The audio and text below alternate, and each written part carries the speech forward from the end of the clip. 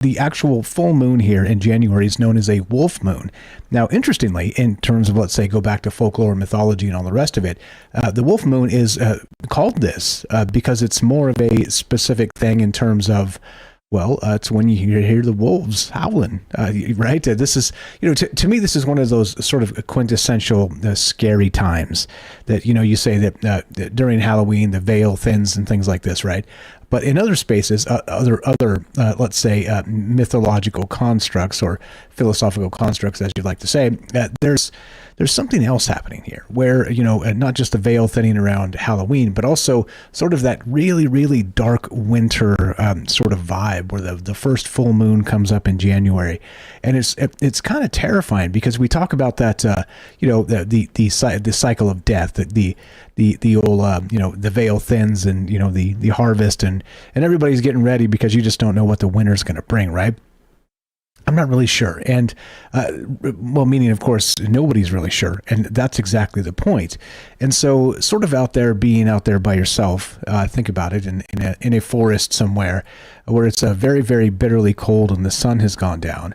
And you've got that, right, the sort of the hustle and the bustle of the wilderness doing what it does, birds kind of being quiet because they've flown away south for the winter, and these squirrels and whatnot trying to stay out of the predator's ways. So it's kind of just very, very, very quiet, those really, really cold winter nights in the forest.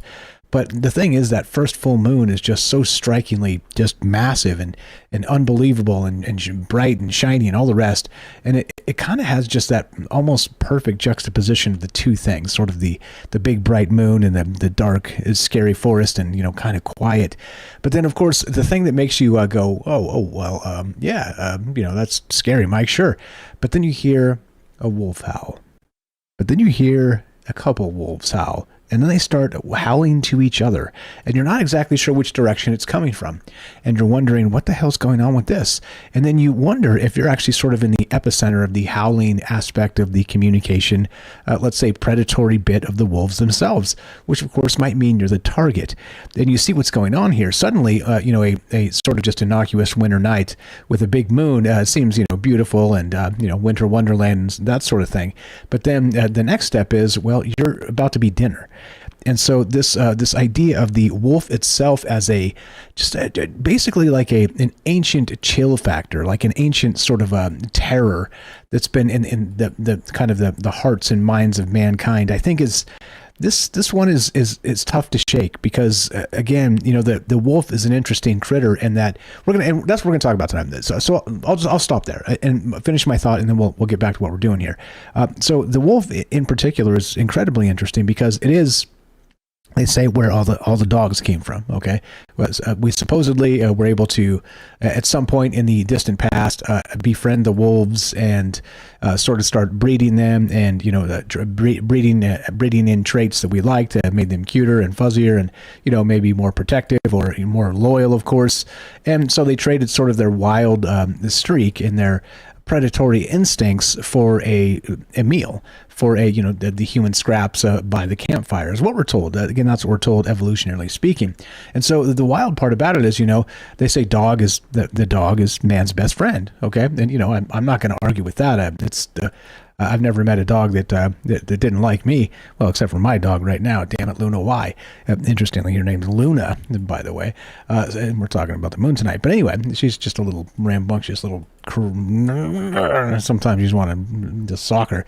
I've never hit my dog, but you know what I mean. The frustration sometimes on these little Jack Russell mixes. But anyway, so the thing is this: with we supposedly got all the dogs from these wolves, but still these wolves exist out there. They exist out there, and they're these wild wolf packs kind of doing their thing, and they got the lone wolf that takes off and comes back, and then the pack greets it, and it's some wild stuff. It's some really wild stuff, just in terms of a sort of the juxtaposition of the two things, genetically speaking. The wolf is still a predator, and if you're out there in the forest by yourself at night, the wolf will still come get you and eat you. And Well, we also have the dogs, man's best friend, who would, fight to the death to defend the humans against the wolf now. So I don't know, pretty wild stuff to kind of start here, just thinking in terms of what this looks like. And it gets even more weird because we're going to be talking about, of course, the skinwalker, the shapeshifting trickster tradition, and some of this other stuff. But anyway, so as you know, we're streaming in all the places and doing all the things, taking your phone calls at 702-957-1037. That's 702-957-1037. You can click the Discord link at troubledminds.org. We'll put you on the show. And it's as easy as that. It's super simple, and it is open lines, and you don't have to be scheduled. You don't have to be Linda Moulton Howe or Richard Dolan, or you just have to be you to be on this show. You don't have to have a UFO blog or a podcast, or although we do have many individuals who do those sorts of things that do call into the show. It is open lines for everybody, and if something kind of interests you and you got something to add here, you're definitely welcome to pop in, and appreciate it very much. Let's see, who do we got? I see you guys in the chat. Okay. I want to apologize to George last night. We didn't get to him. Anyway, so we're taking your calls there, doing all the things. Let's see, what else do I got? There was something else, housekeeping style. What did I miss? I don't know. I guess we'll just do it. There's no truth to be found here, by the way. If you're here for truth, you're in the wrong place. We're again, philosophical constructs and all the rest of that. So if anybody ever tries to come back and say, look at this crazy person talking about all these crazy things. Hey, come on now. At least get me on some, something I've done, not talking about folklore, mythology, and fun stuff, aliens and whatnot. But no truth to be found here, just ideas, and that's that. So so back to this. Now the first moon in January, first full moon in January is known as this wolf moon, and specifically because that's when these wolves start howling. And they say that actually straight from the Farmer's Almanac, which is amazing that this thing still exists, by the way. Where is it? No, come on, not the wolf moon. Where's the Farmer's Almanac? Oh, come on, man, where are you? Yeah, it keeps dying. This almanac site was such a good. So, okay, we'll get back to it. It can't find the page. It's dead. It did it earlier on me too. Okay, anyway, we'll start here. We'll start with the kind of lame one. So this month's full moon, known as the wolf moon, will be at its fullest on Thursday, January 25th, which is coming up, and will shine in the constellation Cancer. The moon will also appear bright and full on Wednesday. That's going to be tomorrow, and Friday, and that's going to be the 24th and the 26th of January, respectively. According to timeanddate.com, the wolf moon gets its name, which is thought to have European origin, from the howling wolves in the early part of the year. It's got some other names, of course, the cold moon, from different native traditions, and a whole list of that right here. And of course, on the actual Farmer's Almanac, which is amazing. By the way, did anybody ever have the actual Farmer's Almanacs when you were young? Like they issue them, and they'd have basically, the phases of the moon and kind of this stuff before there was the interwebs and, the satellites and, GPS signals and all the rest of this stuff. Does anybody remember actually having these Farmer's Almanacs? Because to me, my grandparents had them, and they were unbelievably magical. It's like they just felt like you were kind of opening this old, old tome of ancient knowledge, and it suddenly had some, maybe cosmic perspective that was secret to regular humans, to normies, as they say. And that's kind of what it felt like to me looking at these old Farmer's Almanacs. But anyway, so come on, Almanac site, come up, come on, man, come on, that's so rude. It's so rude. It was working earlier. So anyway, so that's what they call this moon. Okay, the first full moon in January is the wolf moon, and it is because the wolves are howling. And they say specifically that scientifically they think it's because in lean winters when let's say food is hard to come by, this type of thing, like winter is coming, sort of Game of Thrones style, right? Instead, these wolves are out, sort of hunting and trying to scare prey out, and working really hard, sort of in tandem, to try and get just try and eat. So so that's why they describe this first moon in January as the wolf moon, saying that in tough times the wolves are kind of out and doing their thing. Interestingly, just a side note on that too. The story of the vampire Lestat, his origin story begins in it's somewhere in France in the 18th century, I believe. And he basically does this. He goes out with his dog, and he's drawn in the winter, and just like the dead of winter, out there in the snow, he's drawn to these wolves that have been howling and howling and howling and howling. And it is sort of a lean winter. And this is, again, Anne Rice, back to The Vampire Lestat, which is an amazing book if you've never read that. And so he actually goes out to hunt these wolves, him and his dog. I think it was him and a dog or two dogs.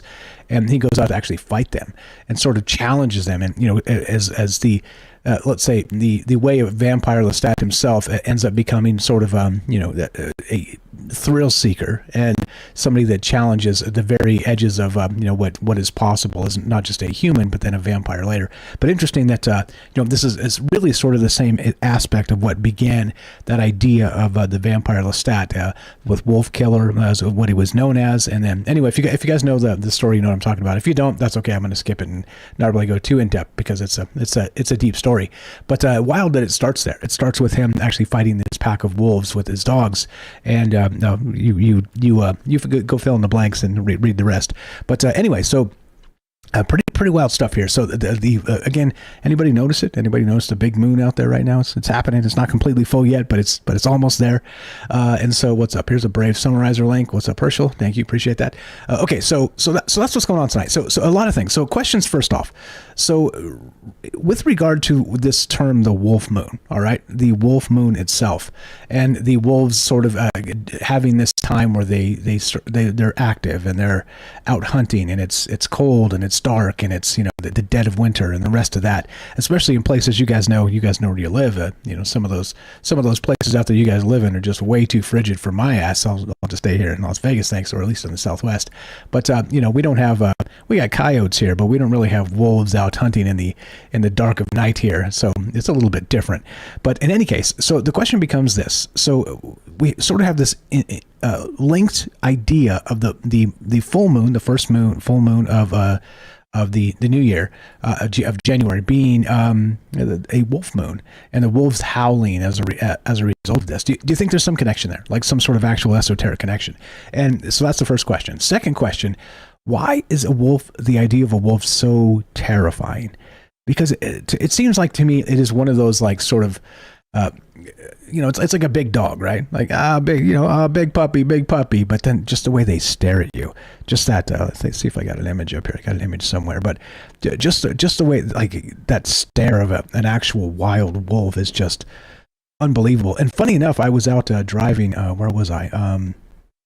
Somewhere recently, last week, and I saw this guy on the side of the road, and he had a wolf. He had a full on, like, this dog was huge. It was not a dog. It was at least a wolf mix, but it certainly was what appeared to be like a full bred wild wolf.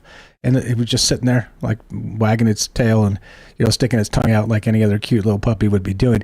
But it was surely of some sort of wolf breed. But anyway, the wild stuff there. But I don't know, there's something about just the way they look at you, that sort of gaze, that predatory gaze, that kind of, you know, freezes your spine for a moment. And why though? Why, again, you know, there's scarier monsters out there, right? I mean, imagine being stalked by, like, I don't know, a mountain lion, or being stalked by a bear coming after you. You know, there's actually scarier critters out there in the deep dark of the forest in the winter night. But how come the wolf itself has sort of this supernatural aspect to it is the second question. And of course, we'll get into more of that as we go, in terms of not just this shape-shifting trickster, maybe the spirit animal, all kinds of ways to look at this, as always, non-linear, open-ended. And of course, these conversations go where you would like these conversations to go. But that's where we start, and that's what's on my mind tonight. And there's a bunch of ways to look at this. And shout out Serena if she's out there. I was kind of looking into some of these, you know, paranormal style wolf stories to see what was out there, what this type of thing. I mean, look, we can go to wolves of let's say the what was it? Old Shuck, I believe, was like sort of a hellhound or a terror wolf or whatever of England a ways back. We did a show on that, if you guys recall, probably a few years back now. Or this one, shout out to Serena. She did one of her first podcasts on Paranormal and Proud on the Beast of Bray Road, which I didn't know a lot about, by the way, because I'm not from that neck of the woods. It's a Wisconsin thing. But I'm going to read a little bit of this from Wikipedia. But this is exactly sort of the idea of what's going on here with these sort of spooky wolf entities, okay? And I'm saying wolf entities, wolf-like entities, because we're not just talking about the wolves and the predatory instinct and, you know, kind of the being alone in the forest and that sort of bit, but we're talking about maybe the I don't know, the skinwalker, or maybe, let's say, the Beast of Bray Road, which, again, back to Paranormal and Proud. Shout out Serena out there. Go listen to that podcast if you're not. What are you doing? Paranormal and Proud, links in the description, troubleminds.org/friends. Check this out. The Beast of Bray Road is the name given to a wolf-like creature allegedly reported to have been witnessed in or near Elkhorn, Walworth County, Wisconsin. The creature has become a part of Wisconsin folklore and has been the subject of multiple books, documentaries, and a 2005 horror film. Named for the rural farm road in which it was first purportedly sighted, reports of the creature in the 1980s and 1990s prompted a local newspaper, the Walworth County Week, to assign reporter Linda Godfrey to cover the story. Godfrey was initially skeptical, but later became convinced by the sincerity of many witnesses. Her series of articles later became a book titled The Beast of Bray Road, Tailing Wisconsin's Werewolf. Skeptics maintain that the creature is likely the result of misidentification of known animals, most likely gray wolves. Of course, the gray wolf, the scary wolf. Here's a description of this thing.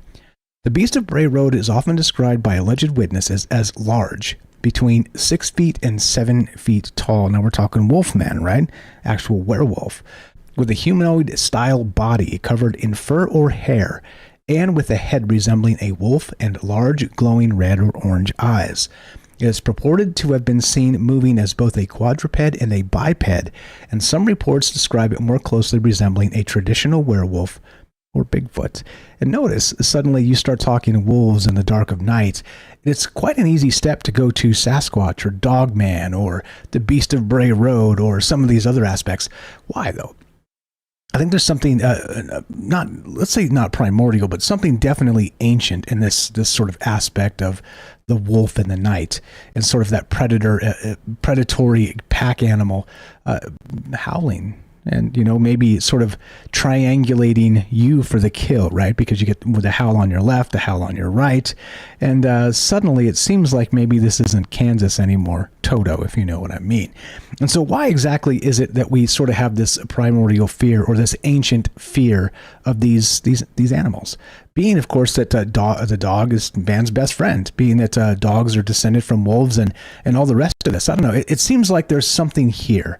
And of course, we'll get into that and why, and maybe come up with some good ideas ourselves. But there's a lot of real good stuff in folklore and mythology just to think about this to begin with. And that's what we're going to do tonight. What do you guys know about it? What do you know about this big bad wolf moon I'm calling? Because of course, the first full moon in January is known as the wolf moon. And what else do you know about a shape-shifting trickster? Yes, known as this wolf, right? A lot of ways to consider this, and of course the werewolf comes to mind, and the skinwalker, and the shapeshifters, and all the rest of this.